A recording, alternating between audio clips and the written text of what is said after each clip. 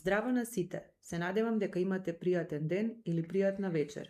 Јас сум Благородна и ви посакувам топло добре дојде во втората сезона на Нова перспектива, подкаст кој зборува за родово заснованото насилство. Денес ќе разговараме за економски нееднаквости и нивната врска со родово заснованото насилство. Денес со нас, за да разговараме на оваа тема, е нашиот гостин Дрилон, долгогодишен истражувач и активист во цивилниот сектор. Здраво, Дрилон, ти благодариме што си со нас. Здраво, благодарам за поканата. Често разговорите за насилство се фокусираат на индивидуалното однесување или културните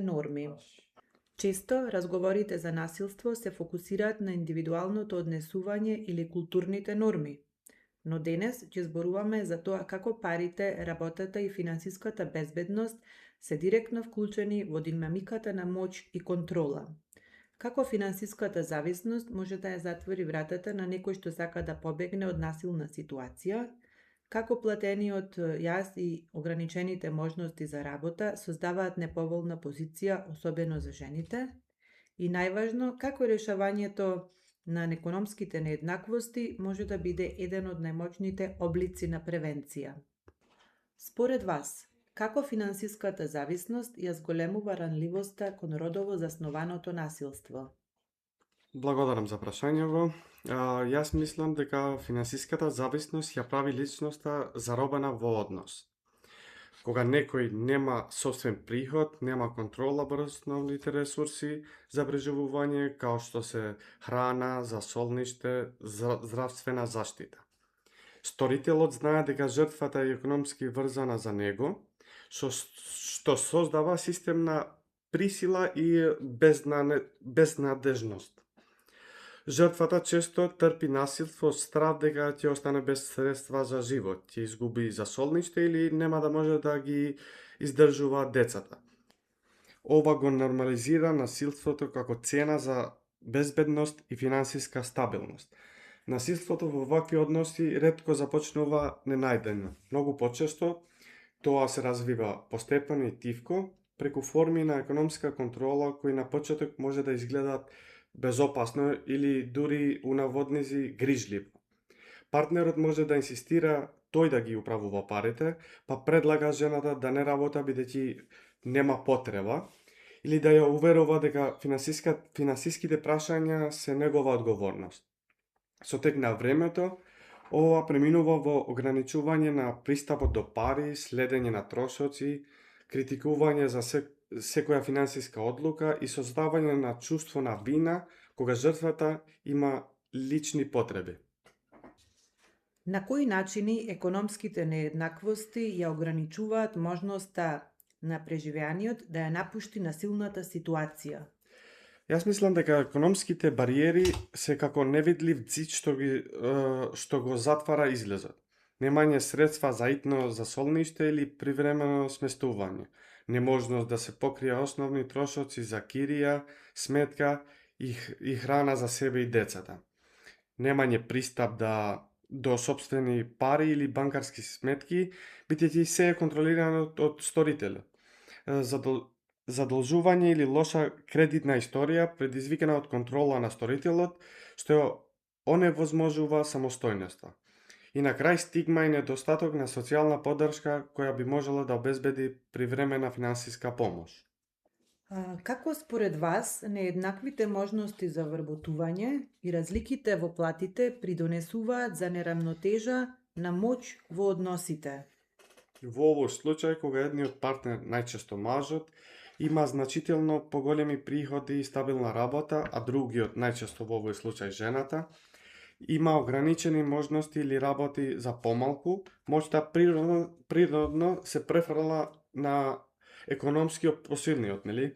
Ова се манифестира како контрола врз финансиите на домаќинството, јас ги имам парите и јас одлучувам, омалажување на придонесот на партнерот со пониски приходи, ти ништо не придонесуваш како пример, користење економски ресурси како алатка за манипулација, одземање на пари, дозволување дозволување трошење само со одобрение, а исто така и создавање на слика на незаменливост, бидејќи економскиот слабиот партнер верува дека не може да обстане сам. Во реалниот живот, многу жени работат во секторот со пониски плати, нестабилни договори или пак во неформална економија, каде нема социјални придобивки и нема гаранција за долгорочна финансиска сигурност. Додека тие вложуваат труд, често се очекува и да се грижат за семејството и домаќинството, што е значителна неплатена работа која ретко се признава како економски придонес. Ова создава двојна нееднаквост, жената, иако работа и продонесува, се перцепира како зависна, бидејќи нејзиниот труд нема доволно економска вредност и нема формална сигурност. Истовремено, мажот кој заработува повеќе или има стабилна работа, има поголема контрола врз секојдневните одлуки, како што се финансискиот буџет на семејството, планирањето на трошоците, инвестирање или дури избор на место на живење. Кои политики или програми во заедницата можат да помогнат во намалување на економската нееднаквост и да го намалат ризикот од родово засновано насилство? За ова нема некој краток одговор, туку ефективните решенија мора да бидат сопфатени на повеќе нивоа, владини, државни политики, например, зајакнување на социјалната и економска поддршка за преживеани, односно пристап до економски стабилизацијски фондови, субвенционирана поддршка и така натаму. Друго, воведување и спроведување на закон за еднаква плата за еднаква работа, па обврска за транспарентност во платите во компаниите, во приватниот сектор, па пристап до ефтина правна помош за економски тешки бракоразводни постапки и кривични пријави.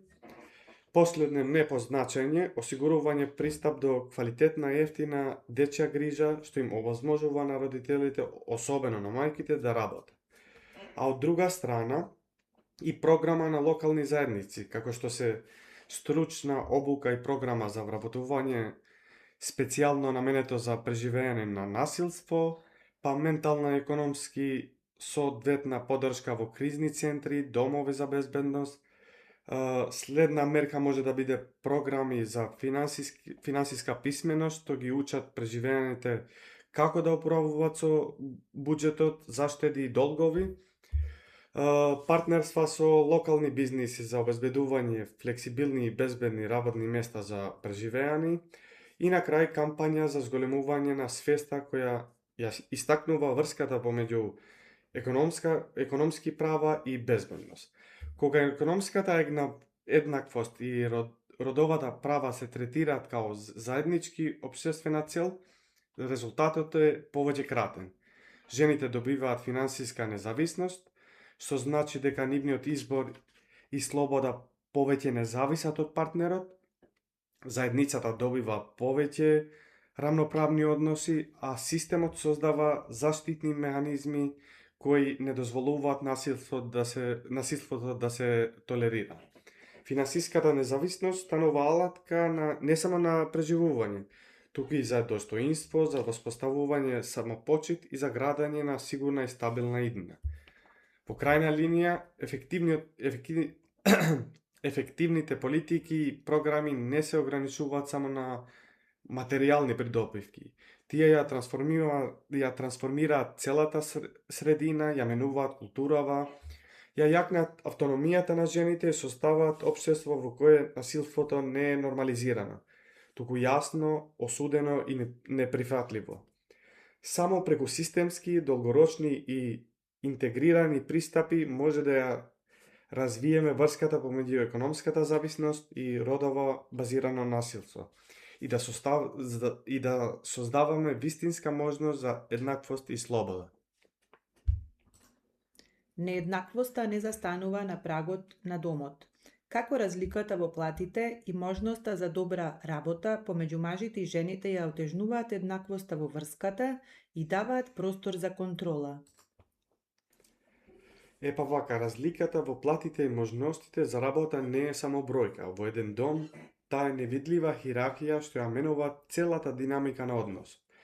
Пример, кога едниот партнер, обично мажот, заработува значително повеќе или има поголема сигурност на работа, тој економски фактор се претвара во непишано право на доминација. Контролата може да се манифестира на многу начини. Прво, контрола врз финансиите, па следно омалажување на придонесот, економски притисок како закана, па препрека за личен развој. На крај, ова економска нееднаквост не создава само простор за контрола, туку ја легитимира во очите на двајцата. Сторителот се чувствува оправдан во својата доминација, јас работам повеќе, а жртвата има чувство на немоќ и зависност. Тој навистина дава повеќе за овој дом, као пример. Така, еднаквоста во врската останува теоретски концепт, додека реалноста и херархијата врз основна пари. Кога мажот заработува многу повеќе од жената или има многу постабилна работа, рамнотежата во врската се губи. Парите станува моќ, мажот може свесно или несвесно да почне да мисли, па јас носам пари, затоа и одлучувам, и да ја контролира потрошувачката или да ги омалажува незините придонеси. Жената пак, знаејќи дека не може само да издржува или да ги издржува децата, може да чувствува заробена и може да се чувствува заробена и да трпи однесување кои инаку не би ги трпала, од страв да не остане без ништо.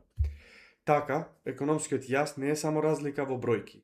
Тоа е оружје за контрола и синџир што спречува вистинска слобода и еднаквост во односот. Наместо да гледаме само на проблемот, да гледаме решенија. Според вас, која е една конкретна политика или една заедничка програма што може да го намали економскиот јас и на тој начин да го намали ризикот од насилство? Јас мислам дека да се намали економскиот јас значи, како прво, активно да се преземат мерки за отстранување или намалување на разликата во приходот, богатството и можностите помеѓу различни групи во општеството. Например, помеѓу мажи и жени, помеѓу богати и сиромашни, а во конкретна практика намалување на економскиот јас значи, ја би рекол прво воведување политики за еднакви плати за истата работа без разлика на полот, тоа што го спомнавме и погоре. Второ би рекол образование и обуки за жени и ранливи групи за подобри работни вештини, а како трето би го избрал поголема поддршка или поддршка за предприемништво кај економски маргинализирани групи. Следно би било социјални програми кои даваат финансиска помош, здравствено осигурување и пристап до кредити, поволни кредити, и како последно закон против дискриминација при вработување и унапредување. Ви благодарам многу што слушавте и посебно му благодарам на нашиот гостин што ни помогна да навлеземе подлабоко во оваа важна тема. Голема благодарност и за поканата и за можноста да се изјасниме, да зборуваме на оваа многу важна тема. Благодарам што бевте со нас. Запомнете, економијата не е само за броеви, таа е за слобода и безбедност. Затоа секој чекор за намалување на економските нееднаквости, од правото на еднаква плата, до пристапот до достоен труд, до финансиската поддршка за преживење, не е само економски чекор. Тоа е директна интервенција за превенција на насилството. Градењето економски рамноправно општество е најцврстиот темел за градење општество без насилство. Во следната епизода ќе разговараме за влијанието на војната, конфликтот и раселувањето врз тапките на родово заснованото насилство.